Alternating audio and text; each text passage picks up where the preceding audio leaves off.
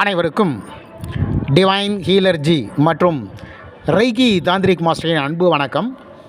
இன்றைக்கி நாம் வெற்றியின் ரகசியம் எதில் அடங்கியிருக்கிறது அப்படின்னு சொன்னால் மந்திரம், தந்திரம், எந்திர பிரயோகம் இதில் தான் அடங்கியிருக்கு அப்படின்றத பற்றி ஒரு காணொலியை பார்க்க போகிறோம். நம்முடைய வாழ்க்கையில் அனைவரும் வெற்றியை விரும்பாதவங்க யாரும் இருக்க மாட்டாங்க. ஆனால் வெற்றிக்கு வெறும் ஆசை மட்டும் போதாது. இந்திய ஞான மரபியல் வெற்றிக்கான 3 கருவிகள் கூறப்பட்டிருக்கிறது. அதில் மந்திரம் முதல்ல, 2வது எந்திரம், 3வது தந்திரம். இந்த 3ம் மனம், செயல், சக்தி இவைகளை ஒருங்கியிருக்கக்கூடிய முறைகள் அப்படின்னு சொல்லிட்டு வேதங்கள் சொல்லுது. பல சித்தர்கள், யோகிகள், ஞானிகள், தபசிகள், இன்னும் ஆன்மீகவாதிகள் பயன்படுத்தியதாக பாரம்பரிய நம்பிக்கைகள் கூறுகிறது. மந்திரம் என்பது மனதை காக்கும் ஒளி சக்தி அப்படின்னு விளக்கம் கொடுக்கப்பட்டிருக்கிறது. மந்திரம் என்பது வெறும் வார்த்தை அல்ல, அது ஒரு ஒளி என்ற ஓசையினுடைய அதிர்வுகளின் சக்தி அப்படின்னு சொல்லப்படுது. பிரபஞ்சம் முழுவதும் அதிர்வுகளால் இயங்குகிறது. மனித உடலுக்கும் ஒரு அதிர்வு மண்டலம் இருக்கிறது. சரியான மந்திரம் சரியான உச்சரிப்பில் மனதை ஒருமுகப்படுத்தி சொல்லும் பொழுது மந்திரம் வேலை செய்கிறது. சிதறிய எண்ணங்களை அது கட்டுப்படுத்துகிறது. தன்னம்பிக்கையை வளர்க்கிறது. எதிர்மறை சிந்தனைகளை குறைக்கிறது. மன அழுத்தத்தை குறைக்க உதவுகிறது. மந்திர ஜபம் கவனசக்தியை அதிகரிக்கிறது. தினசரி ஒரே நேரத்தில் ஜெபிப்பது நல்ல பழக்கத்தை உருவாக்கும் அப்படின்னு சித்தப்புருஷர்கள் கூறியிருக்கிறாங்க. ஓம் என்ற பிரணவ மந்திரத்தினுடைய ஒளி ஒரு புனித ஒளி என பல மரபுகளிலும் கூறப்பட்டிருக்கிறது. ஓம் நமச்சிவாயா என்ற பஞ்சாட்சர மந்திரத்தின் சிறப்பை இங்கே நாம் கூறலாம். ஓம் நமோ நாராயணா அப்படின்ற மந்திரத்தின் மகிமையை கூட கூறலாம். மந்திரம் உச்சரிப்பதை விட மனதில் உணர்வுகளுடன் சொல்லுவது மிக முக்கியம். மந்திரத்தில் நம்பிக்கை, ஒழுக்கம், தொடர்ச்சி நிச்சயம் அவசியம். மந்திரம் வெற்றியின் முதல் படி. மனதை வெல்வது அப்படின்னு சொல்லப்படுது. இந்த மந்திரத்தில் நாம் ஒரு ஆய்வு நடத்தி பார்த்தோம். அதில் ஒரு குறிப்பிட்ட எழுத்துக்களுக்கு அதிர்வுகள், குறிப்பிட்ட வகையிலான அதிர்வு அதிகம், வைப்ரேஷன் அதிகம், அதனுடைய ஆராசக்தி அதிகம் அப்படின்னு கண்டுபிடிச்சிருக்கிறோம்.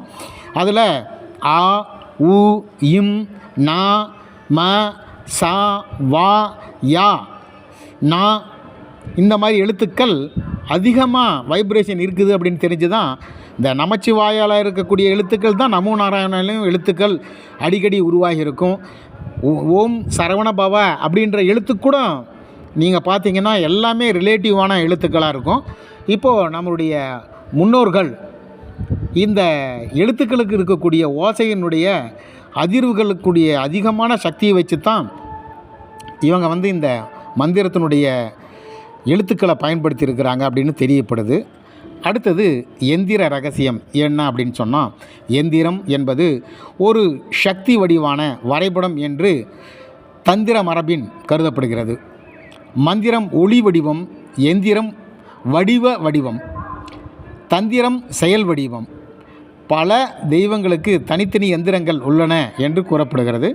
எல்லா எந்திரங்களும் ட்ரையாங்கிள் அப்படின்னு சொல்லக்கூடிய முக்கோணங்களை இணைப்பதன் மூலமாக, அதாவது 5 முக்கோணம் கொண்டது பஞ்சாட்சர மந்திரம் என்று சொல்லக்கூடிய நமச்சிவாயில் வரும். 6 முக்கோணங்கள் கொண்டது ஓம் சரவண பவா அப்படின்னு வரும். இந்த மாதிரி தான் மந்திரங்கள் உருவாகிறது. 8 முக்கோணங்கள் சேர்ந்தது ஓம் நமோ நாராயணா அப்படின்ற முக்கோணம். ஸ்ரீசக்கரத்துக்கு 43 முக்கோணங்கள் ஒன்றாக இருக்கக்கூடிய ஒரு பெரிய மகா சக்கரம் அது. இந்த மாதிரி ட்ரையாங்கிளில் வரக்கூடிய முக்கோணங்களில் வரக்கூடிய சக்கரங்கள், இயந்திரங்கள் மிக சக்தி வாய்ந்ததுன்னு அந்த காலத்தில் கண்டுபிடிச்சிருக்கிறாங்க. இப்போதையும் கணிதத்தில் இந்த முக்கோணத்துக்கு இருக்கக்கூடிய முக்கோணத்தினுடைய 3 கோணங்களுடைய கூட்டுத்தொகை பார்த்திங்கன்னா ஒரே வகையான எண்களை கொண்டு 360, 90 டிகிரி இந்த மாதிரி பார்த்தோம்னா அதனுடைய எண்களினுடைய வரிசை கூட கரெக்டாக தான் இருக்கும். ஸ்ரீசக்கரம் மிகவும் பிரபலமான எந்திரத்தில் ஒன்று. எந்திரங்கள் கவனத்தை ஒருமுகப்படுத்த உதவும் ஒரு சின்னமாக பயன்படுத்தப்படுகிறது. எந்திரத்தை தியானிக்கும் போது மனம் அமைதியாகிறது. சிதறிய சிந்தனைகளெல்லாம் குறையுது. இலக்கின் கவனம் அதிகரிக்கிறது. வீட்டில் வைத்திருக்கும் எந்திரத்தை விட மனதில் உருவாக்கும் எந்திரம் மிக மிக முக்கியமானது. உடலே ஒரு எந்திரம்தான். மூளையை ஒரு அதிசய எந்திரம், சுவாசம் ஒரு இயற்கை எந்திரம், பிராணசக்தி இந்த எந்திரத்தை இயக்கும் ஒரு எரிபொருள். எந்திரத்தின் உண்மையான நோக்கம் மன ஒருமைப்பாடு. எந்திரம் வெற்றிக்கான உளவியல் கருவியாக கருதப்படுகிறது. மூன்றாவதாக தந்திரசாஸ்திர ரகசியம். தந்திரம் என்றால் சூழ்நிலையை சரியாக கையாளும் அறிவு அப்படின்னு பேர். டெக்னிக் அப்படின்னு சொல்லிட்டு ஆங்கிலத்தில் சொல்லுவாங்க. வெற்றி பெற உழைப்பு மட்டும் போதாது, சரியான யுக்திகளை கடைபிடிப்பது தேவை. சாணக்கியர் தந்திரத்தின் முக்கியத்துவத்தை எடுத்துரைக்கிறார். கண்ணன் மகாபாரதத்தில் தந்திர அறிவால் பாண்டவர்களை வெற்றி பெற செய்கிறார். தந்திரம் என்பது ஏமாற்றுவதல்ல, சரியான நேரத்தில் சரியான முடிவுகள் எடுப்பதற்கு தந்திரங்கள் பயன்படுகிறது.